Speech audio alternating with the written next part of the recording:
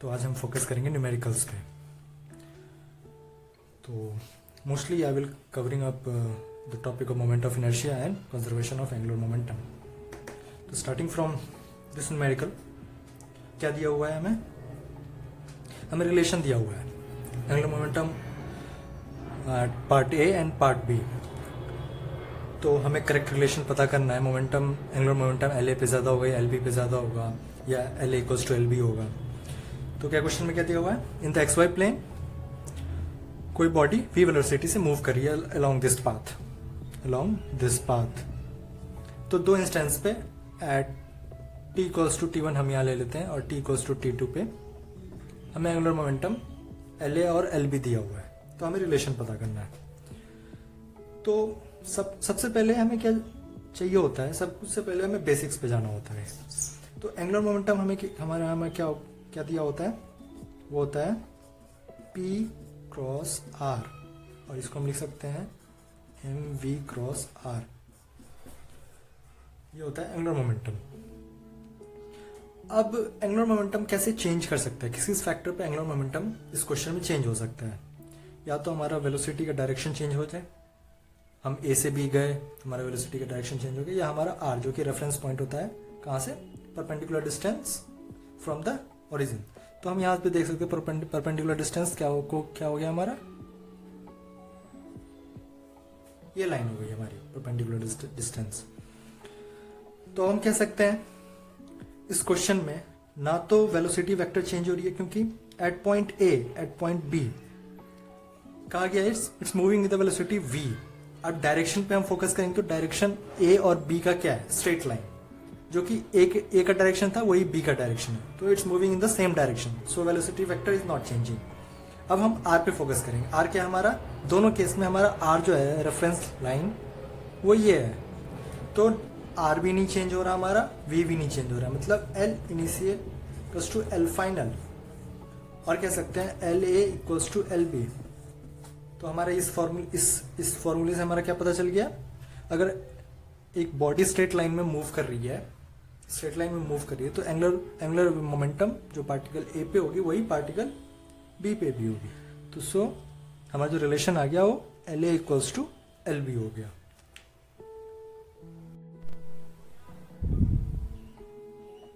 In the next question वो हमें क्या दिया हुआ है, एक बॉडी फ्री फॉल कर रही है, ए बी एम मास का बॉडी है, 2a लेंथ है, फ्री फॉल कर रही है, और at certain instance it is clamped at A and it's rotate about its position A. तो हमें पता करना है angular momentum at that instance जब वो रोटेशन स्टार्ट करेगी। तो हमें पता है, हम पहले क्या पता करेंगे, कोई एक्सटर्नल फोर्स या टॉर्क लग रहा है कि नहीं लग रहा। अब ये फ्री फॉल कर रही है तो जाहिर सी बात है कोई सब टॉर्क एक्सटर्नल लग नहीं रहा है। So L initial equals to L final हमारा इक्वेशन होल्ड करता है। तो हम ये इक्वेशन की मदद से हम पता करेंगे एंगुलर मोमेंटम उस इंस्टेंस पे क्या होगा। तो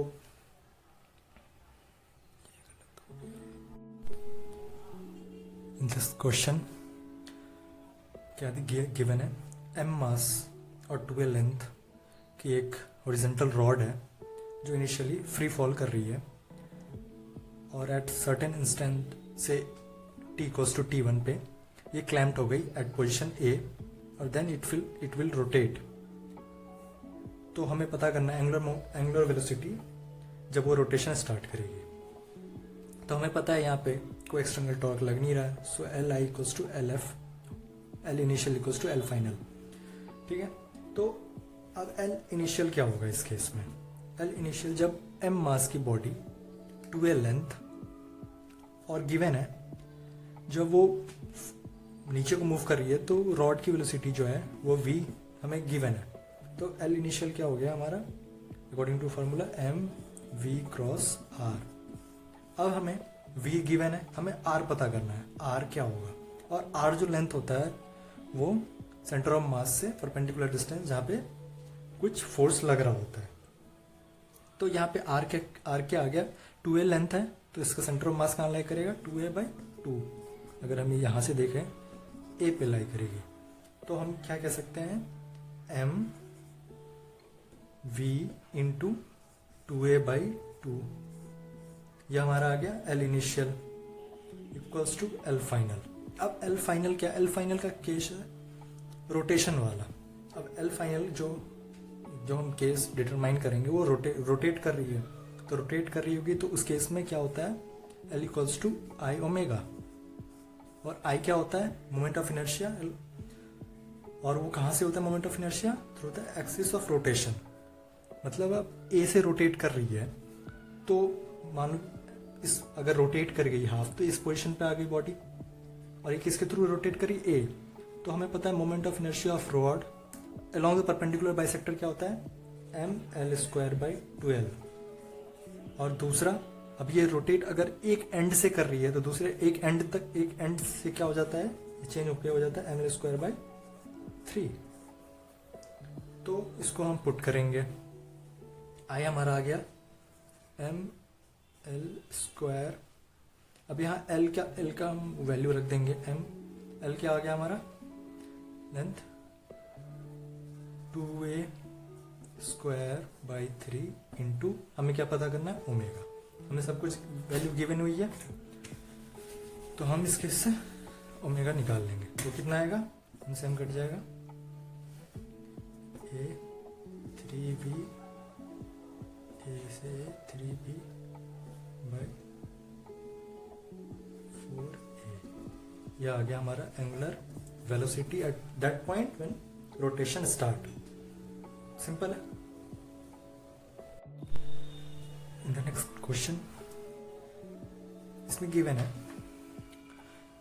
पहले एक हॉलो सिलेंडर है जिसके मास m है और लेंथ l है। फिर हम क्या करते हैं, उस हॉलो सिलेंडर में सेम मास और सेम लेंथ का एक सॉलिड सिलेंडर अंदर डालते हैं, और वो रोटेट करती है along its centre of mass. तो हमें पता करना है to find angular velocity when rod slips. और ये स्लिप क्यों होगा, सबसे पहले हम ये सोचेंगे, जैसे ही रोटेट करेगी तो क्या होगा, जो रोटेट करेगी तो अंदर का जो मटेरियल होगा वो बाहर को मूव करेगी। तो कुछ टाइम बाद ये मूव करते इनका अंदर का जो सॉलिड सिलेंडर है वो मूव करेगा बाहर मूव करते एक लास्ट एंड आ जाएगा, जब हमारा ये लेंथ ए और बी है, हमारा लास्ट एंड इसके स्टार्टिंग एंड पे आ जाएगा, फिर ये स्लिप कर जाएगा। तो उस पोजीशन पे उस टाइम पे हमें एंगुलर वेलोसिटी निकालनी है जिससे ये सिस्टम मूव करेगा, सिस्टम का एंगुलर वेलोसिटी निकालनी है। और ये हमारे पे हमें ऑप्शन दिया गया हुआ है, देखते हैं कौन सा ऑप्शन सही होता है। तो इनिशियली ओमेगा नॉट हमें दिया हुआ है, जैसे पहले ये सिस्टम जिससे मूव कर रही है। तो इनिशियली क्या हो गया, हम Li=LF वही फॉर्मूला लगाएंगे, क्योंकि हम देख लिए एक्सटर्नल टॉर्क जो है वो 0 है। तो Li कितना आ गया, अब रॉड है तो क्या आ गया, ml²/12, और दूसरा भी सेम कहा गया है, सेम मास और सेम लेंथ, तो ml²/12 I total system I moving with angular velocity omega not equals to L final. अब एल फाइनल में क्या आ जाता है, डिफरेंस, क्योंकि मूव कर रही है बॉडी, मूव कर रही है, तो अब सिस्टम को कंजर्व रहने के लिए मोमेंट ऑफ इनर्शिया तो सेम रहेगा, इसलिए एंगुलर मोमेंटम चेंज होगा ताकि conservation of angular momentum hold करेगा। नहीं तो फिर ये होल्ड नहीं होगा, क्योंकि Li तब LF के बराबर नहीं होगा, क्योंकि बॉडी जो रोटेट कर रही है तो एंगुलर वेलोसिटी चेंज हो रही है। इस केस में एंगुलर वेलोसिटी चेंज हो रही है, तो किस वे में चेंज होगी, ताकि Li और LF इक्वल हो। तो LF इस केस में क्या हो जाएगा, मूव करेगी तो ये तो अपने एक्सिस पे ही मूव करेगी, तो ये फिर से इसका ml²/12, ये हॉलो वाले के केस में। अब जब हमारा अंदर का जो रॉड है वो मूव करके चला गया है इस पोजीशन पे, पहले इस पोजीशन पे था, अब मूव करके चला गया इस पोजीशन पे। अब इस पोजीशन पे क्या हो गया, ये एंड यहाँ चला गया और दूसरा एंड यहाँ चला गया बाहर को। अब ये भी लेंथ L है तो ये भी लेंथ कितना दिया हुआ था L, और इसका भी सेंटर ऑफ मास कहाँ एग्जिस्ट करेगा L/2 पे। अब हमें इस एक्सिस के थ्रू रोटेट हो रही है बॉडी, तो हमें क्या मोमेंट ऑफ इनर्शिया भी इस एक्सिस के थ्रू निकालना होगा, क्योंकि सिस्टम तो इसी एक्सिस के थ्रू रोटेट हो रही है ना। तो ये डिस्टेंस कितना आ गया L/2, और ये कितना है L/2, तो ये कितना हो गया L/2 प्लस L/2 कितना आ गया L। तो हमें अब ये फॉर्मूला लगाना होगा I=I0 प्लस md², क्योंकि मोमेंट ऑफ इनर्शिया हमें इसके रिस्पेक्ट में निकालना है। तो डिस्टेंस तो हमें पता चल गया। अब ये भी तो एक रॉड है, अब रॉड है, मोमेंट ऑफ इनर्शिया कितना हो गया mL²/12, ये I0 की वैल्यू प्लस md², अब m into L/2 plus L/2 L mL², यही हो गया। और ये सिस्टम मूव कर रही है किस एंगुलर वेलोसिटी से, लेट से ओमेगा। अब हम देखेंगे कितना हो गया 2mL²/12 omega not equals to, इसको सॉल्व करते हैं, तो ये आता है mL²/12, फिर ये भी आगे, इसको ऐसे लिख सकते हैं 2mL²/12 प्लस 14, इसको सीधे लिख सकते हैं 14mL²/12 ओमेगा, 14 2 7, m से m कट गया, स्क्वायर से L² कट गया, तो कितना आ गया omega not upon 7 equals to omega. तो हम चेक करेंगे कौन सा है, और ये तो सिंपल था। इसमें सबसे पहले हमें क्या मतलब सिर्फ एक ही चीज़ पता करनी थी, ओरिएंटेशन, क्योंकि क्वेश्चन समझ में नहीं आता, हमें बोला जाता है सिर्फ to find angular momentum when the body slips. अब स्लिप्स करेगी तो मतलब कहाँ पे किस पोजीशन पे स्लिप करेगी, क्या होगा, तो कुछ नहीं, बस मोमेंट हमें निकालना है एंगुलर मोमेंटम पॉइंट ए पे विथ रिस्पेक्ट टू इसका सेंटर ऑफ मास। तो बस यही था।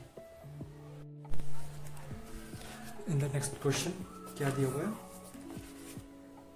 a horizontal platform is rotating with uniform angular velocity around the vertical axis passing through the center. Let's say हम जहाँ horizontal platform ले रहे हैं वो डिस्क ले रहे हैं, let's say, और इसका मान center of mass passing through its center. At some instant of time, a viscous fluid of mass m is dropped at the center. कुछ टाइम बाद एक फ्लूइड जो कि सेंटर पे ड्रॉप कर किया जाता है, तो उसका मास दिया हुआ है हमें m, और लेट्स इसका मास हम मान लेते हैं m, कैपिटल M और small m, and is allowed to spread out and finally fall. अब कुछ टाइम बाद ऐसा है, ये एक पॉइंट पे पहले गिरता है, फिर कुछ टाइम बाद ये स्प्रेड ऐसे होता है, और कुछ टाइम बाद वो फॉल कर जाता है नीचे। The angular velocity during this period. अब हमें रिलेशन निकालना है एंगुलर वेलोसिटी जब वो फॉल करेगी, जब वो हमारा विस्कस फ्लूइड जब नीचे गिरेगा, क्योंकि ये धीरे धीरे फैलेगा तो कुछ टाइम बाद ये डिस्क से ज़्यादा बड़ा हो जाएगा, तो नीचे फॉल करेगा। तो हमारे पास 4 ऑप्शन दी हुई है। पहला है डिक्रीजेस कॉन्टिन्यूसली, फिर दूसरा decreases initially and then constant, तीसरा रिमेन्स अनअल्टर्ड, और चौथा है इंक्रीजेस कॉन्टिन्यूसली। अब सबसे पहले हमें एक चीज़ पता होनी चाहिए, जो इसमें हम पढ़े हुए हैं वो उस चीज़ को हम यूज़ में ला सकते हैं। इस क्वेश्चन को देख के इस क्वेश्चन में कुछ ऐसा लग नहीं रहा है जो हम ऐसे अगर हम देखें तो कुछ पता चल रहा है जो हाँ ये L है, ये मास m है, तो हम ये फॉर्मूला लगा दें ये वाला। तो इस केस में हमें सिंपली देखना होगा। तो कोई एक फोर्स हम सबसे पहले पता करेंगे, कोई एक्सटर्नल फोर्स लग रहा है कि नहीं लग रहा, तो एक्सटर्नल टॉर्क लग रहा है कि नहीं लग रहा। तो जब तक एक्सटर्नल फोर्स नहीं लगेगा तो टॉर्क तो जीरो, तो एक्सटर्नल टॉर्क जो है वो हमारा जीरो है, और ये मूव कर रही है, टॉर्क एक्सटर्नल जीरो है, तो हम कह सकते हैं एंगुलर मोमेंटम हमारा कंजर्व है, मतलब L initial equals to L final हम लगा सकते हैं। अब हम इस फॉर्मूले को हम देखते हैं, हम यूज़ कर सकते हैं कि नहीं कर सकते। अगर नहीं कर सकते तो हम फिर देखेंगे दूसरा फॉर्मूला। अब L इनिशियल क्या होगा, L इनिशियल यही होगा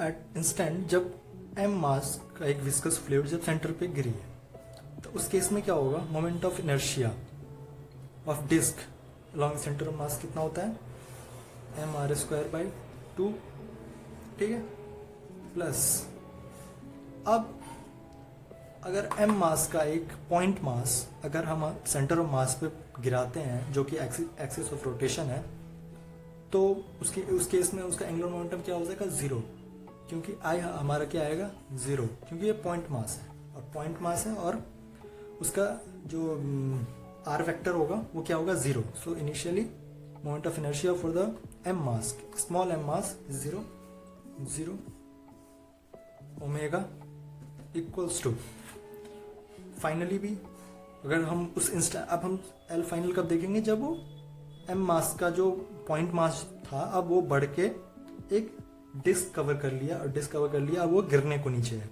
तो उस केस में क्या हो जाएगा, डिस्क तो सेम रहेगा, डिस्क सेम रहेगा, तो moment of inertia mr²/2 disc के केस में, प्लस अब देखेंगे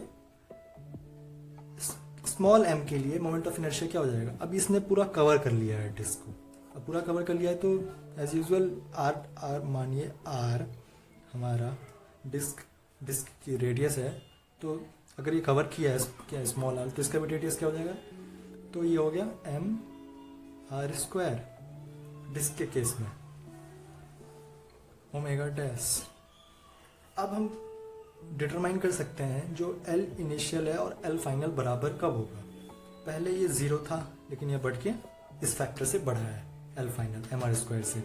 अब जैसे कि मोमेंट ऑफ इनर्शिया बढ़ा है और लेकिन हमें क्या करना है, ये होल्ड करेगा कैसे भी, तो इसको क्या करना पड़ेगा, कम करना पड़ेगा. अब हमें इतना अभी हम वो नहीं बताएंगे कितना कम करना पड़ेगा, क्योंकि हमें बस पता करना है किस फैक्टर से नहीं कम करना, बस पता करना है कम होगा कि नहीं होगा, कब तक होगा, फिर क्या होगा, तो हमें बस पहले पता चल गया जो कम होगा. अब जब ये गिर जाएगा तब सिस्टम में क्या बचा, सिर्फ डिस्क बचा. ये तो 0 हो गया क्योंकि ये गिर गया, सिस्टम में हम इसको कंसीडर कर ही नहीं रहे, तो ये गिर गया तो कंसीडर कर नहीं रहे. फिर क्या हो जाएगा, मोमेंट ऑफ इनर्शिया जो पहले था mr²/2 ओमेगा इक्वल्स टू वही सेम mr²/2 ओमेगा. तो क्या आ गया हमारा, पहले कम होगा फिर दूसरे सम इंस्टेंट के बाद वो कांस्टेंट हो जाएगा, तो हमारा क्या आ जाएगा, decreases initially and then constant. In the next question, ये सिंपल बेसिक है. तो इस क्वेश्चन में क्या दिया हुआ है, two equal and opposite force means F1 given है F2 के बराबर है. Opposite force act on a rigid body at a certain distance. अब हमें डिस्टेंस कहाँ से दी हुई है, हमें सेंटर ऑफ मास से, सर्टेन डिस्टेंस. देन कंडीशन और क्या क्या हो सकता है हमारे पास, मतलब ऑप्शन क्या दिए हुए, the body is in equilibrium, मतलब बॉडी जैसे पहले जिस पोजीशन पे है उसी पोजीशन पे रहेगी. The body will rotate about it centre of mass either in this direction और दिस डायरेक्शन, हमें नहीं पता, बस रोटेट करेगी हमें. द बॉडी में rotate about any point other than it centre of mass. Centre of मास के अलावा कोई भी पॉइंट के थ्रू रोटेट, मानिए इस पॉइंट के थ्रू रोटेट करेगी. The body can not rotate about it centre of मास, कुछ भी हो जाए सेंटर ऑफ मास के थ्रू रोटेट नहीं करेगी. तो हमें गिवन है F1 इक्वल्स टू F2 और से D1 और D2 में हमें कोई रिलेशन पता नहीं है, D1 बड़ा है या D2 बड़ा है या दोनों सेम है. तो हम सीधे पता करेंगे जब बॉडी रोटेट करेगी क्यों, क्योंकि टॉर्क होता है R क्रॉस F, टॉर्क का फॉर्मूला. अब ये रोटेट क्यों करेगी, क्योंकि अगर हम सेंटर ऑफ मास पे लगाते फोर्स, लेट सपोज हम इधर भी लगाते F1 और इधर को लगा देते F2, तो हमने सेंटर ऑफ मास पे लगाया तो हमने क्या करा, R को 0 कर दिया, तो टॉर्क 0 हो गया, तो ये रोटेट नहीं करती. और से अगर F1 इक्वल्स टू F2 हमने बता दिया तो ये ट्रांसलेट भी नहीं करती, क्योंकि equal and opposite force cancel each other and it will remain in the original position. लेकिन इस केस में क्या है, F1 कुछ D1 पोजीशन पे लग रही है और F2 कुछ D2 पोजीशन पे लग रही है. तो हमें पता करना है जो अब होगा तो क्या होगा, ये स्टेबल रहेगी या नहीं रहेगी. लेकिन अब तो हमें पता चल गया टॉर्क है, क्योंकि ये कुछ D1 पोजीशन पे लग रहा है, D2 पोजीशन पे लग रहा है। अब लेकिन इसने कहा है F1 इक्वल्स टू F2। इस केस में फोर्स जो है वो बराबर है, F1 जो हम फोर्स लगा रहे हैं F2 इधर भी सेम फोर्स, इधर भी सेम फोर्स। तो हम कई लोग ऐसे सोच लेते हैं फोर्स इक्वली लग रहा है और डिस्टेंस के बारे में सोचते नहीं, और वो कहते हैं फोर्स इक्वल अपोजिट डायरेक्शन में लग रहा है तो टॉर्क भी जीरो होगा। लेकिन वो गलत है, क्योंकि इस केस में सिर्फ F1 इक्वल्स टू F2 है, D1 नॉट गिवन की D1 इक्वल्स टू D2 है। It's not given that D1 equals to D2। So we also have to consider this thing and then we will have to analyse what it will happen. तो इस case में क्या है, the body is in equilibrium. क्यों रहेगा equilibrium में? क्योंकि उस केस में होता है जब F1 equals to F2 और D1 equals to D2, then it will cancel each other even in the case of the torque, and then it will remain equilibrium। लेकिन इस केस में D1 not equals to D2 हमें कुछ पता नहीं है, तो might be D1 greater than D2 और D2 greater than D1, so it might be T1 torque greater than T2 और T2 greater than T1। तो ये तो पता चल गया हमें टॉर्क है तो रोटेट करेगी और रोटेट होगी अगर तो सेंटर ऑफ मास के थ्रू भी, then body will rotate about it centre of mass.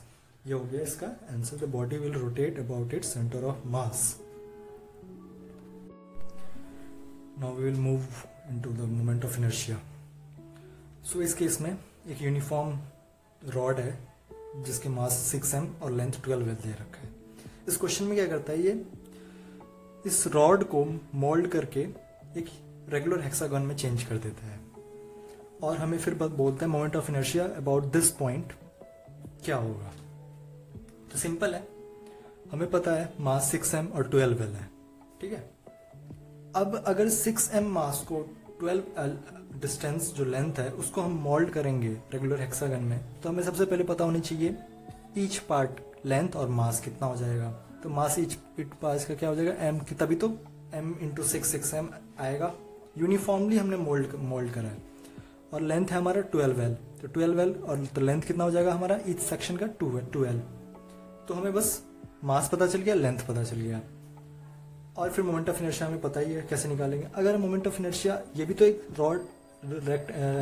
Rod ही होगा, तो अलोंग इट्स परपेंडिकुलर बाइसेक्टर कितना आ जाएगा ml²/2L प्लस, और ये डिस्टेंस हमें अगर पता चल गई तो moment of inertia of this rod along this point will be md², this plus this square ml² into अगर हम 6 कर दिए तो टोटल सिस्टम का निकल जाएगा, क्योंकि हर एक सिस्टम का मास लेंथ और डिस्टेंस जो from this line to this point will be equal, so into 6 हम कर सकते हैं।